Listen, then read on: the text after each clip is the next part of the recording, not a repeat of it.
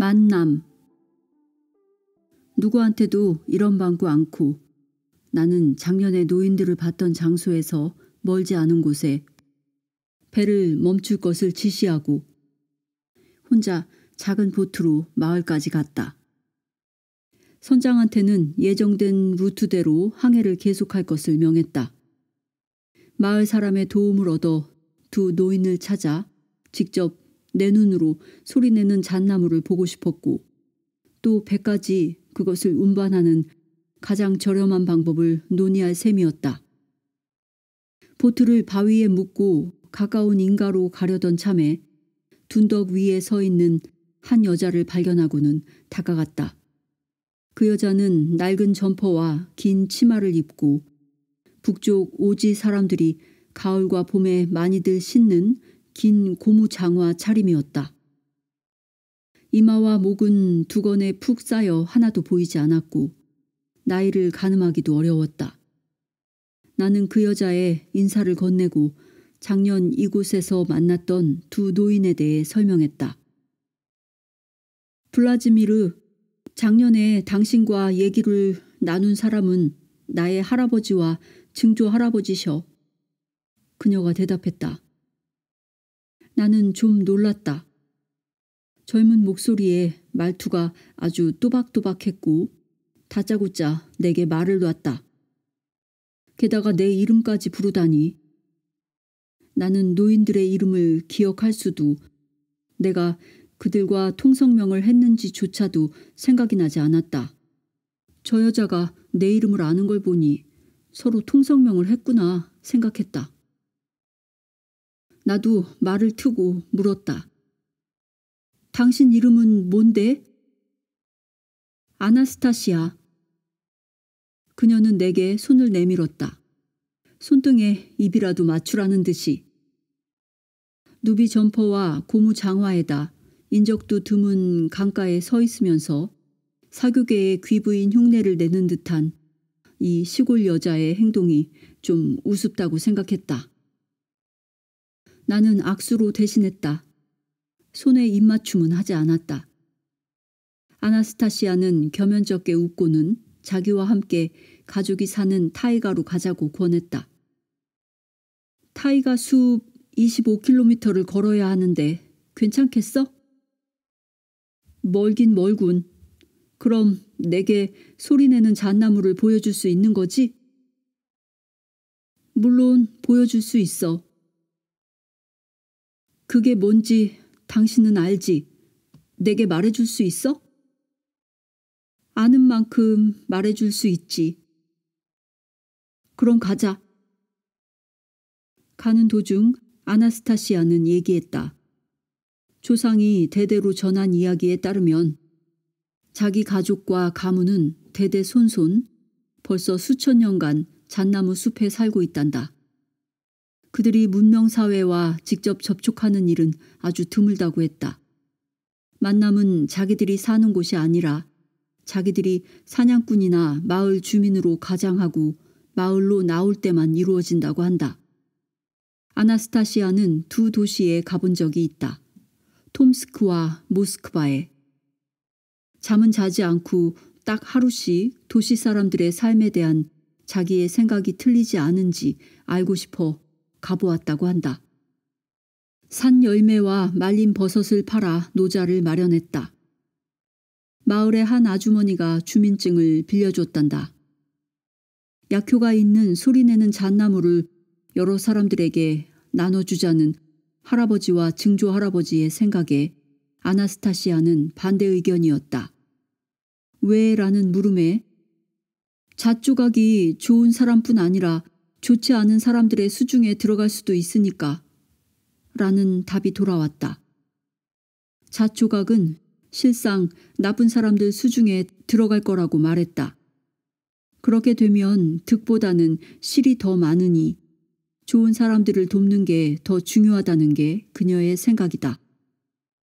모든 사람들을 돕다 보면 선과 악의 불균형은 고치기 어렵고 상태는 전과 같거나 오히려 더 나빠질 수 있다고 말했다.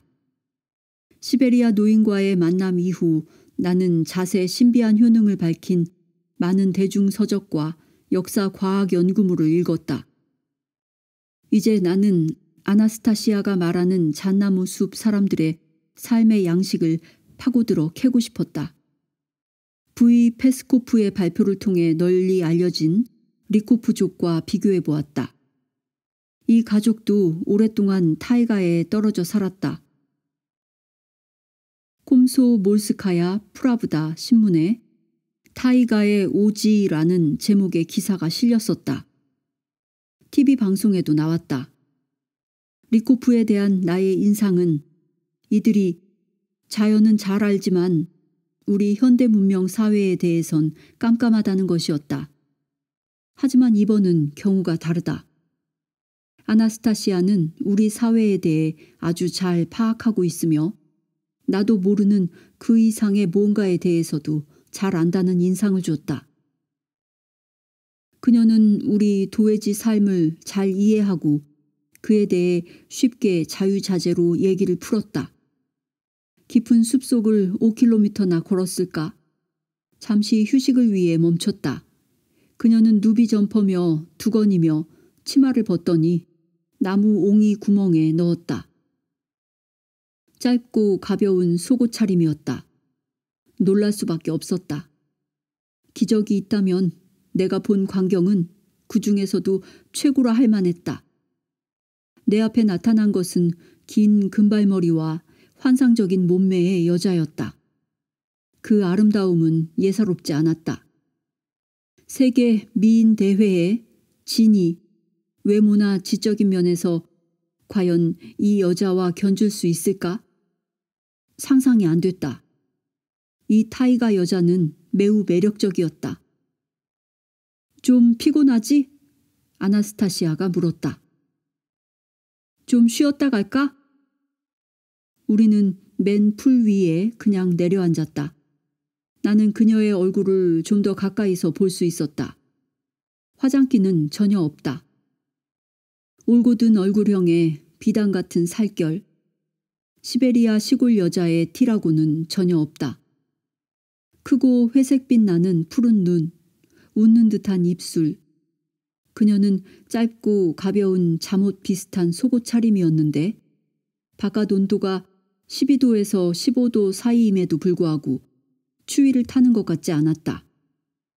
나는 요기를 할 참으로 가방에서 샌드위치와 납작한 병에 든 꼬냑을 꺼내서 아나스타시아에게 한 모금 마실 것을 권했으나 꼬냑은 안 마신다고 했고 먹는 것도 사양했다.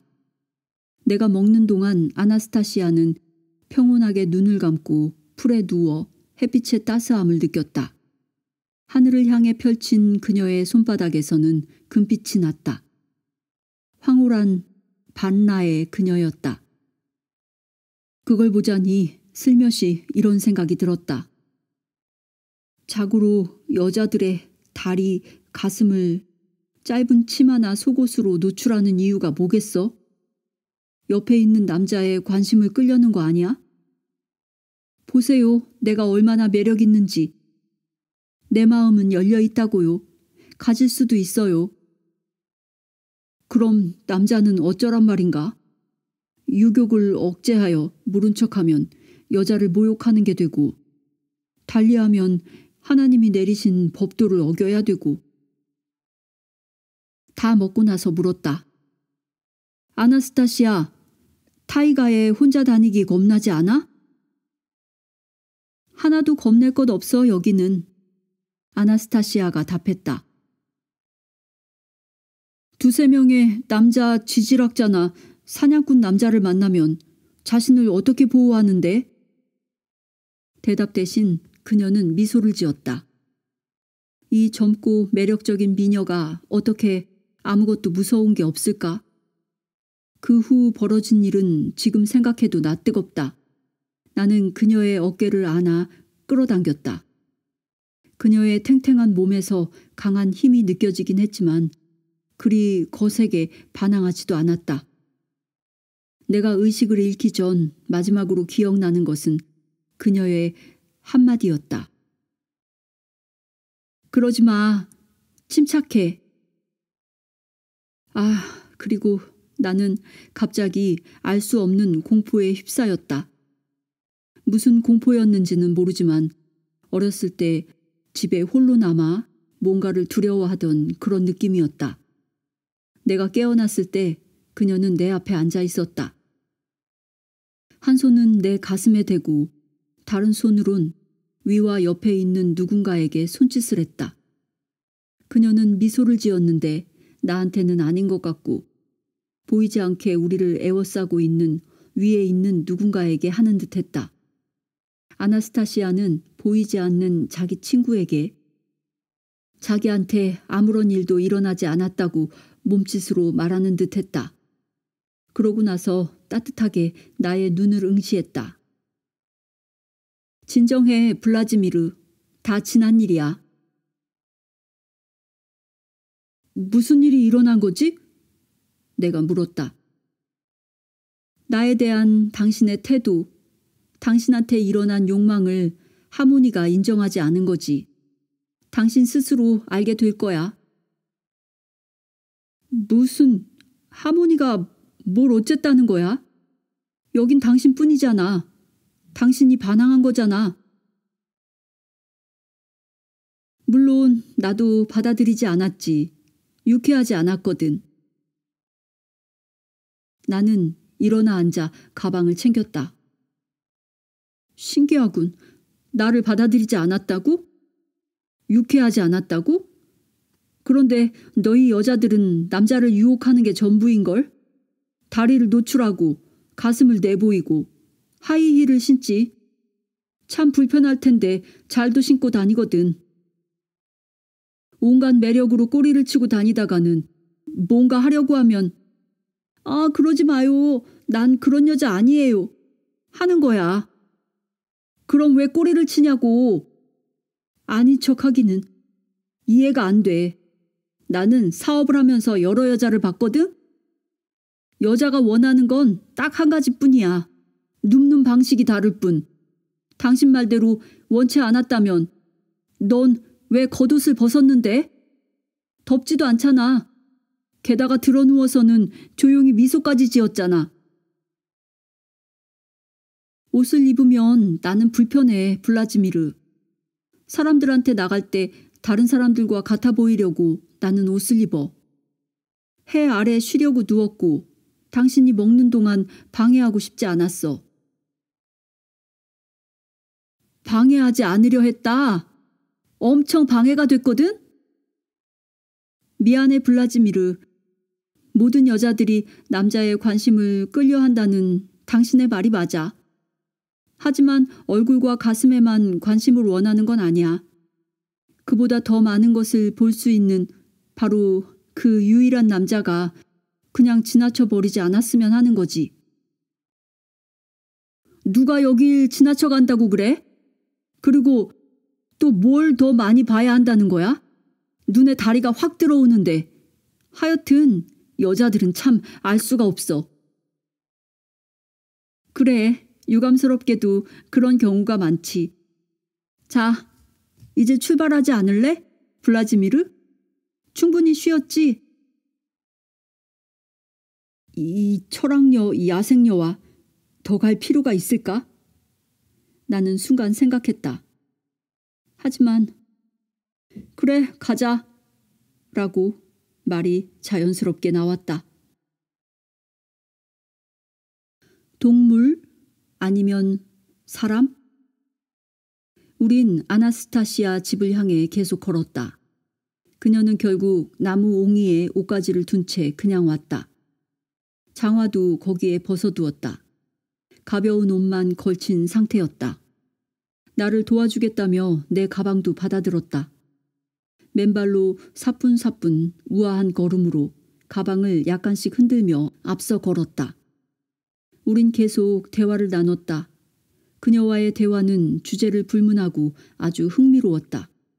모든 것에 그녀만의 독특한 관점이 있었기 때문일 거다. 아나스타시아는 걷다가 가끔 뒤를 돌아봤다. 그녀는 뒷걸음질치며 웃으며 말을 건넸다.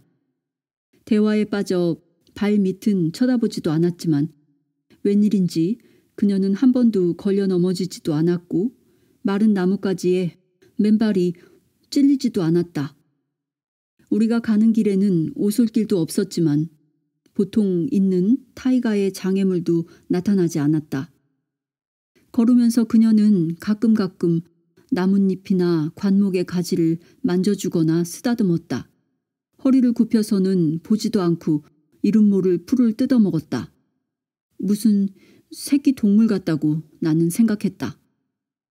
숲속의 열매를 보면 따서 내게 내밀었고 나도 걸으며 그걸 받아먹었다.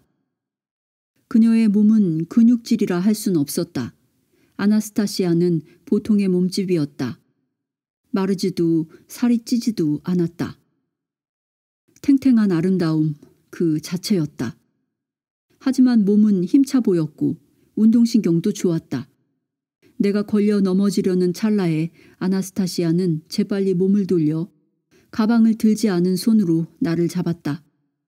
내 손이 땅에 닿기도 전이어서 나는 그녀의 손 위로 넘어진 꼴이 됐다. 그녀는 한 손으로 내 몸을 일으켜 세웠다. 이때에도 그녀는 조금도 긴장하지 않고 무언가 계속 얘기를 했다. 그녀의 도움을 받아 자세를 바로 하고 우리는 아무 일도 없었던 양 갈 길을 계속 갔다. 그때 이상하게도 나는 내 가방에 든 가스 권총 생각이 났다. 대화를 하며 걷다 보니 우리도 모르는 사이에 먼 길을 왔다. 아나스타시아는 돌연 멈춰서더니 나무 밑에 내 가방을 내려놓고 기쁜 듯 말했다. 자, 우리 집이야. 주변을 돌아봤다. 자그마하고 단아한 숲속의 빈터, 육중한 잣나무 숲. 하지만 건물은 하나도 없다. 초가집조차 안 보였다. 아무것도. 하룻밤 묵을 임시 천막도 없었다. 그런데 그녀는 안락한 집에 온 듯이 기쁨에 넘쳐 있었다. 집이 어디 있어? 어디서 자고 먹고 비를 피할 건데? 이게 내 집이야, 블라지미르. 여기엔 모든 게 다 있어. 나는 긴장됐다. 어디에 모든 게 있다고? 물 좀 끓이게 찻주전자와 장작을 팰 도끼 좀 줘. 찻주전자와 도끼는 내게 없어. 불은 안 피우는 게 좋을 거야. 무슨 말이야? 찻주전자도 없다니? 내 물통에 물은 바닥이 났어. 내가 아까 먹고 있을 때 너도 봤잖아. 나는 병도 버렸다고. 2모금의 꼬냑이 남은 전부야. 강이나 마을까진 하루 종일 걸어야 하는데 나는 피곤하고 목도 말라. 물은 어디서 떠오지? 뭘로 마시고? 내가 초조해하는 걸 보고 아나스타시아도 걱정이 됐는지 내 손을 잡아 끌어 숲으로 들어갔다.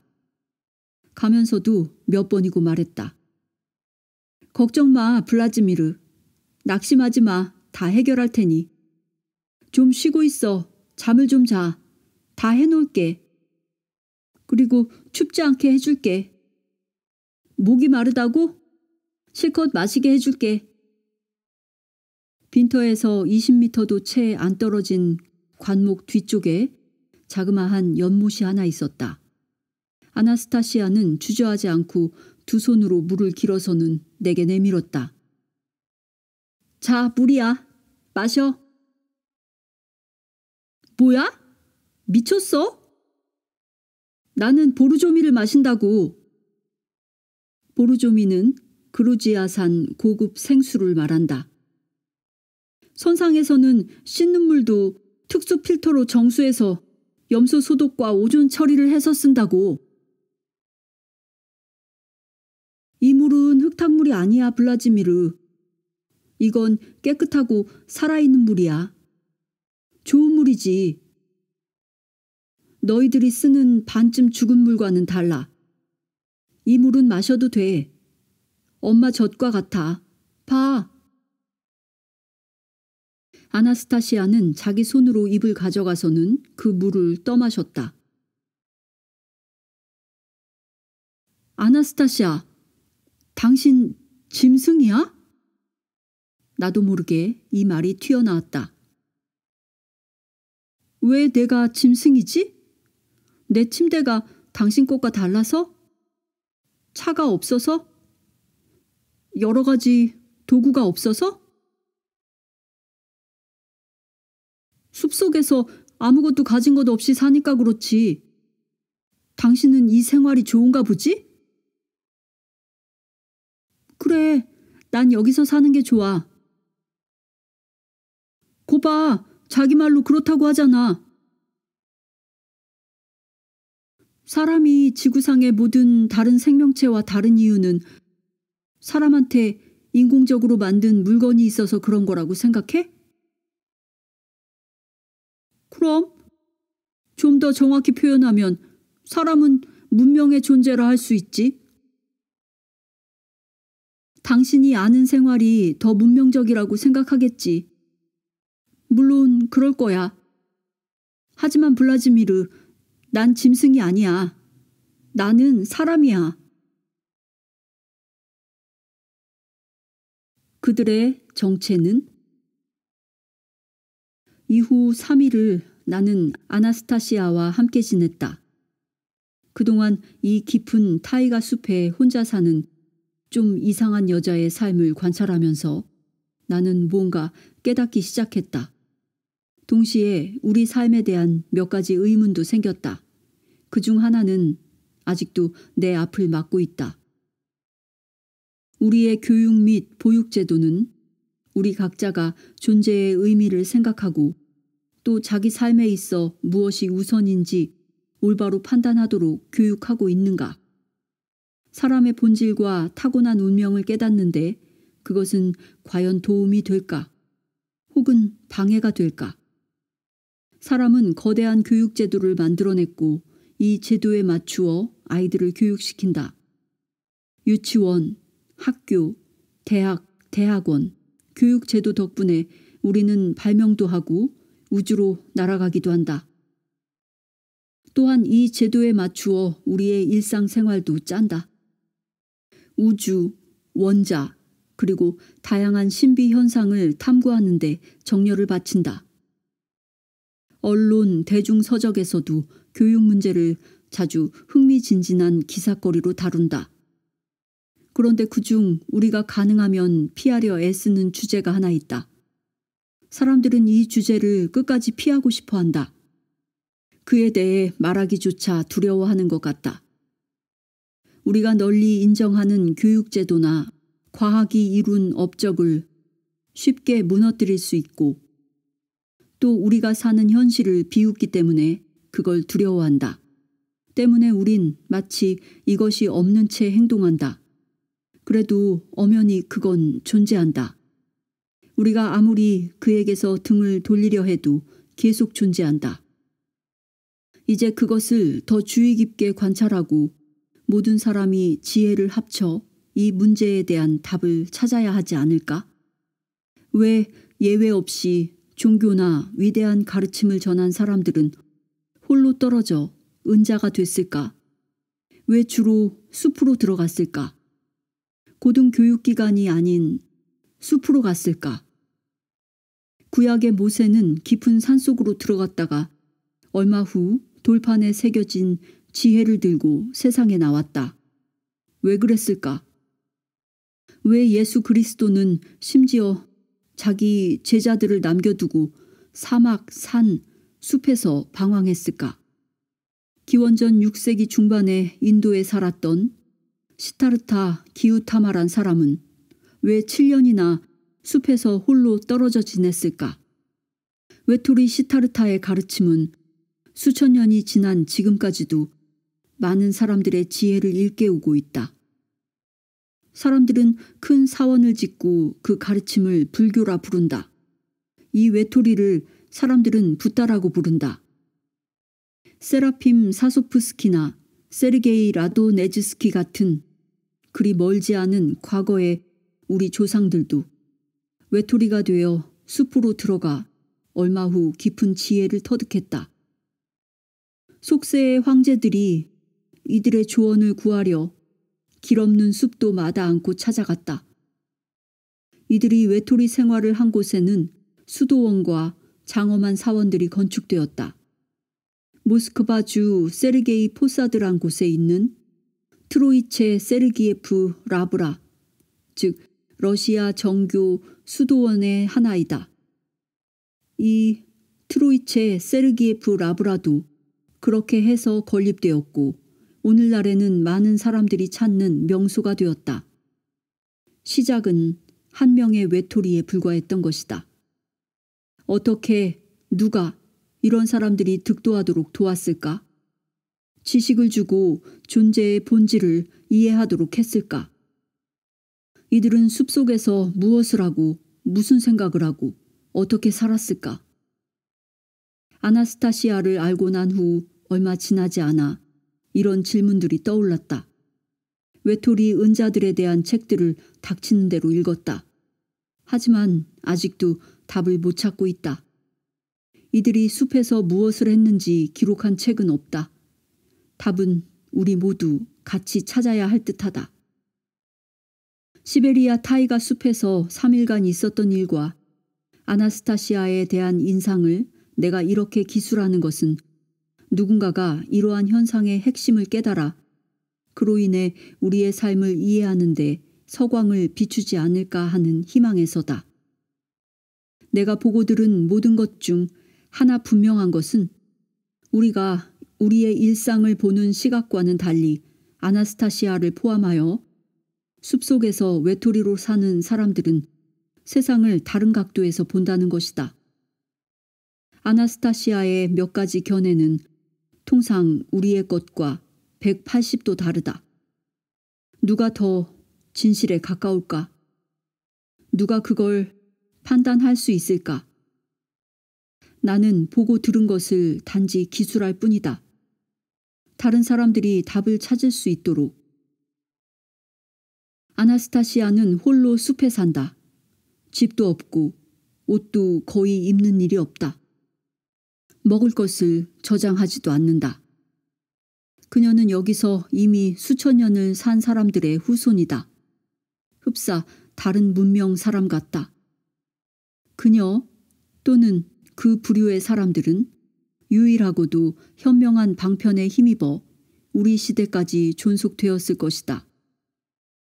이들은 우리가 사는 세상에 용해되어 있으며 외모는 보통 사람과 똑같으나 자기들의 거주지에서는 자연과 하나가 된다. 이들의 거주지는 찾기 힘들다. 이런 사람들이 사는 곳은 다른 곳에 비해 아나스타시아 빈터처럼 좀 깔끔하고 정돈된 느낌이 들 뿐이다. 아나스타시아는 여기서 태어났고 자연과 뗄 수 없는 존재다. 아나스타시아는 유명한 은자들과 달리 잠시 숲에 들어간 것이 아니라 완전히 거기서 산다. 그녀는 타이가에서 태어났고 세상에 나오는 것은 잠시일 뿐이다. 내가 아나스타시아를 취하려 했을 때 나는 심한 공포에 휩싸여 의식을 잃었다. 얼른 보기에 이 신비한 현상은 뜻밖의 간단하게 설명이 됐다. 고양이, 개, 코끼리, 호랑이, 독수리를 길들이는 것처럼 이곳에서는 주위의 모든 것이 길들여져 있었고 이 모든 것이 아나스타시아한테 나쁜 일이 일어나는 걸 허용하지 않는다. 아나스타시아가 태어나 채 1살이 안 되었을 때 엄마는 그녀를 풀밭에 홀로 남겨두었다고 한다. 굶어 죽지 않았네. 타이가 은자는 멍하게 나를 쳐다보더니 말했다. 사람한테 먹는 건 문제가 아니야. 먹기는 숨쉬기처럼 의식하지 않고 해야 해. 그것 때문에 중요한 생각을 끊을 순 없지. 그 일을 조물주는 다른 존재에게 맡겼어. 사람이 사람의 일을 하면서 사람답게 살 수 있도록 말이야. 그녀가 손가락을 탁 튕기자 다람쥐가 어디선가 나타나더니 손 위로 뛰어올랐다. 아나스타시아가 요놈의 주둥이를 자기 입에 갖다 대자 다람쥐는 입에서 잣을 꺼내 그녀에게 줬다. 그것도 껍질을 벗겨서. 이 광경이 그리 신기하진 않았다. 노보시비르스크 아카데미 고로독 과학마을에는 다람쥐가 많이 사는데 사람들에 익숙해져서 먹을 것을 구걸하다가 주지 않으면 화도 낸다. 여기서 본 건 정반대일 뿐이다. 여긴 타이가니까. 정상적인 우리 세계에서는 상황이 달라, 아나스타시아. 가두 판매대에서 손가락을 탁 튕겨보라고. 아마 북을 쳐대도 당신에게 아무것도 안 줄 거야. 근데 뭐 다 조물주가 해결했다고? 조물주가 지은 세상을 인간이 바꿔놓았는데 그럼 누구 책임이지? 그래서 더 좋아졌는지 나빠졌는지는 스스로 생각해봐. 먹는 문제를 두고 우리 사이엔 이런 식의 대화가 오갔다. 그녀의 입장은 단순 명료하다. 음식 같은 대수롭지 않은 일에 생각과 시간을 허비하는 건 잘못이며 그래서 그녀는 먹을 것에 대해 생각조차 않는다. 책이나 신문 방송을 통해 우리는 어린애가 우연히 야생 자연에 버려졌을 때 늑대가 어린애를 먹여 살린 경우를 보았다. 여기 사는 사람은 계속 여기서 살았고 때문에 그들과 동물 세계와의 관계는 우리와 다르다. 나는 아나스타시아에게 물었다. 나는 점퍼를 입고 있는데 당신은 왜 춥지 않지? 옷을 입고 추위와 더위를 피하는 사람의 몸은 환경에 적응하는 능력이 점점 더 약해졌기 때문이야. 나는 사람의 원래 능력을 잃지 않았고 그래서 내겐 옷이 별로 필요 없어.